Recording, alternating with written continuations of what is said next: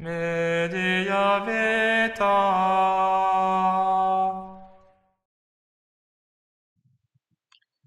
Hey folks, it's me, Ryan, reclaiming the sword. Welcome back.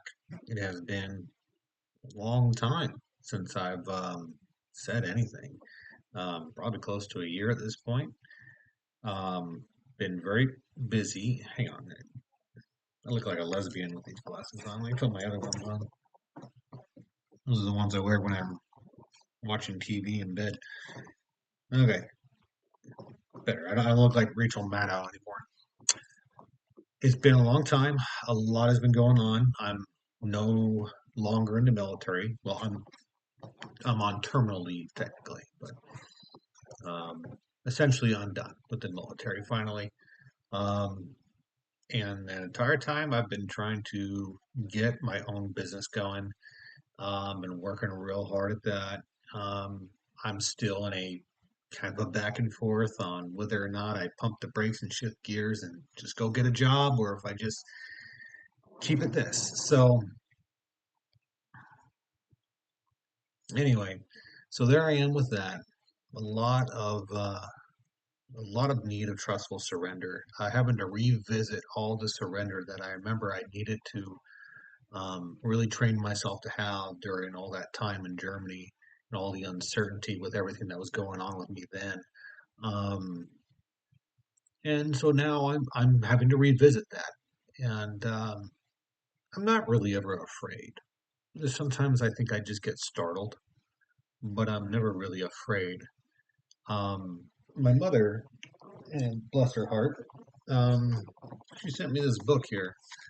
Um, Probably because I'm always telling her to just surrender and trust in God because she gets worried about me.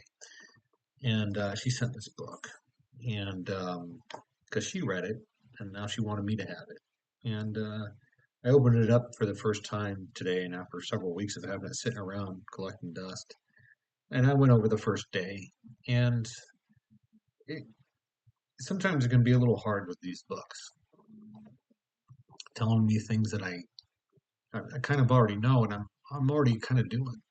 And but I'm going to keep at it because I know there's fruits in here that I'm sure God wants me to hear. It's just it's not that I don't trust you, Lord. It's just that I'm not sure which direction is the one that is your will. That's my problem, and I think a lot of us have that. So um, I guess just the only thing I have to say about it is to move forward with confidence that you're not wrong.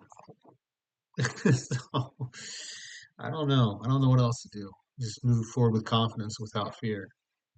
So whether I choose to keep doing this business or if I choose to pump the brakes and put it on the back burner and just get a regular job, no, I have to trust that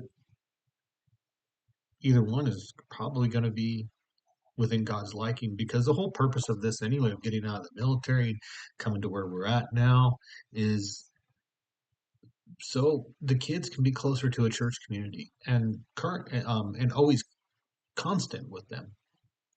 And Laura can be home with the kids and homeschooling.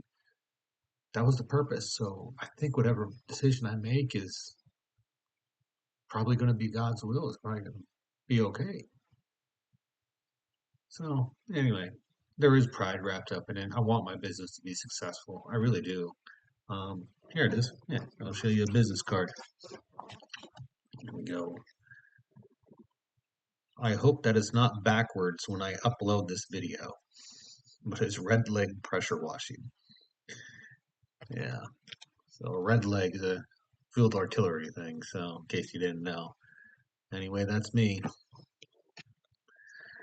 So anyhow, guys, I would be remiss if I didn't mention Charlie Kirk. I'm sure, like many of you, you're hurt by it and disgusted and shocked by a lot of the reactions. Um, I was too, and I inadvertently had seen the unedited video, which I'm surprised is still actually up, but I was at the time, it was like maybe like 10-minute old news, and I was trying to find something. Somebody had said he was only injured and but shot in the neck and could never going to walk again, critical condition, but doctors are working on him, and I'm like, they're trying to find something, and I saw the video, and I did not expect to see what I saw. So that was abnormal, for anyway. So yeah, that's something that's gonna stick with me for a long time. Seeing that and just knowing that who he was, and he pretty much represented all of us in a way. He's all had some kind of like way into our home at one point or another. Well, it reminded me immediately when this all happened. It reminded me immediately of this passage from John 15. If the world hates you, know that it hath. Sorry, I got a Dewey Reams one right here, so it's all Old English that I'm trying. If the world hate you, know ye that it hath hated me more. If you had been of the world would love its own.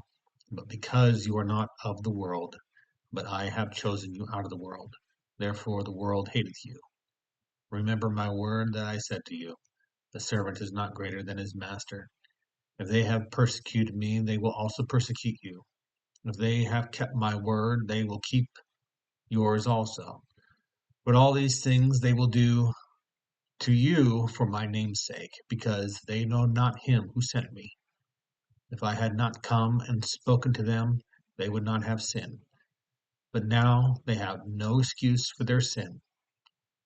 He that hateth me hateth my Father also. If I had not done among them the works that no other man hath done, they would not have sin. But now they have both seen and hated both me and my Father. But that the word may be fulfilled, which is written in their law. They hated me without cause. That was the first. That's what came to mind. I went and sought this passage out after shed a few tears and said a prayer. Um, just remember that the world's going to hate us if we are if we're in truth, and if we are having our hearts open to Jesus Christ, um, and if we openly profess the truth, especially of Jesus Christ, they will hate us no matter what. I have never been a fence rider. I am not somebody who sits on a fence um, for in my state of self-preservation, so nobody can tie me down to one single issue. I picked sides about 20 some odd years ago. I saw the writings on the wall, mm, yeah, back in like 2005-ish. That was pretty much when it was like, yeah, enough is enough. Actually, it was before that. It was more like, it was 2000, yeah, 2005. There's 2004. Yeah, yeah. When Bush first got reelected, the first time he got reelected, I saw the writings on the walls that had always been there, but I was too stubborn to look because I was a lot like some of these dumb college kids that Kirk used to talk to. And, by God's grace, though, God gave me the ability to have a mind and a heart. Um, and I hadn't lost that completely yet. So pray for a lot of these people that they find their heart and that they open it up for Jesus. Well, that's all I got for you right now. I'll try to come back once in a while. It shouldn't be too hard for me to just click record for a few minutes on my computer here and say hi. So, with that said, stay rigid, folks. Media Vita.